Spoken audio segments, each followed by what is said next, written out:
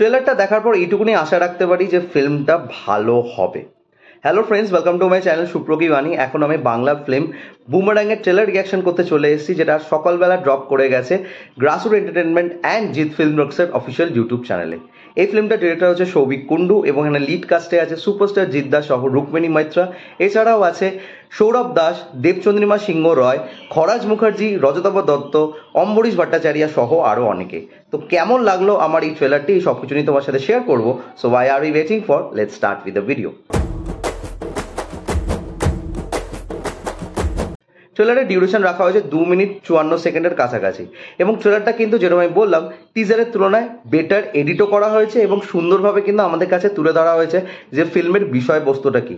সেটা হয়তো এই ফিল্মটার জন্য একটা বুমারাঙ্গ সৃষ্টি হতে পারে, because most of the things আমরা বুঝে গেছি যে ফিল্মের মধ্যে আমরা কি দেখতে পাবো এবং যেই টাইপের গল্প এই ফিল্মটা দেখাচ্ছে সেই টাইপের গল্প কিন্তু আমরা এর আগে প্রচুর হিন্দি ফিল্মসে দেখে এসেছি এবং সেটা নিয়ে অস্বীকার করা যাবে না, সেটা কিন্তু টিজারেও আমি তোমাদের কাছে শেয়ার করেছিলাম।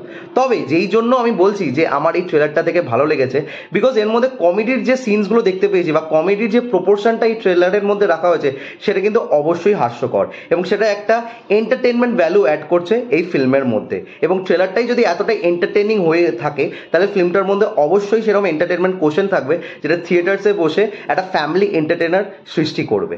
তো ট্রেলারের মাধ্যম দিয়ে যেই জিনিসটা আমি বুঝতে পারছি যে জিৎদার ক্যারেক্টারটা হচ্ছে একজন সায়েন্টিস্টে যে গবেষণা করছে এমন একটা জিনিসের উপর যেই প্রজেক্টটা হচ্ছে একটা হিউম্যানয়েডে, এবং সেই হিউম্যানয়েডের রেপ্লিকা করেছে তার প্রেমিকাকে দেখে, মানে তার প্রেমিকার চরিত্রে আমরা দেখতে পাচ্ছি রুক্মিণী মৈত্রর চরিত্রটি এবং তারই হুবাহু রেপ্লিকা হচ্ছে এই হিউম্যানয়েডটা, যার নাম দেওয়া হয়েছে নিশা এবং অ্যাকচুয়াল যে প্রেমিকা সেই ক্যারেক্টারের নাম হচ্ছে ঈশা।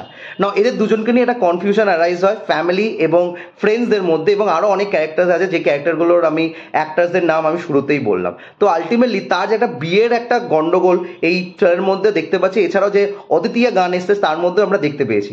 তো আলটিমেটলি কি হয়, এই হিউম্যানয়েডকে ঘিরে কি একটা ত্রিকোণ প্রেমের সৃষ্টি হয় বা এই হিউম্যানয়েডের মধ্যে কি একটা হিউম্যান ইমোশনসের সৃষ্টি হয় নাকি something else is in the destiny for the characters, এই সব কিছু বিষয় জানতে গেলে আমাদের ফিল্মটা দেখতে হবে, যেটা থিয়েট্রিক্যাল রিলিজ করবে 7th of June 2024। না, এই ফিল্মটা কিন্তু একটা ambitious project for Jeddah, because এর মধ্যে প্রচুর টাকা ইনভেস্ট করা হয়েছে। প্রথমত যেই বাইকটা, সুপার বাইকটা, যেটা নিয়ে প্রচুর কথাবার্তা হয়েছিল সেটা কিন্তু ট্রেলারের শুরুতেই রাখা হয়েছে এবং সেটা কিন্তু এর আগেও পোস্টার বা টিজারেও আমাদেরকে দেখানো হয়েছে এবং বাইক সংক্রান্ত যে সিনসগুলো এখানে রাখা হয়েছে সেগুলো দেখতে কিন্তু দুর্দান্ত লেগেছে।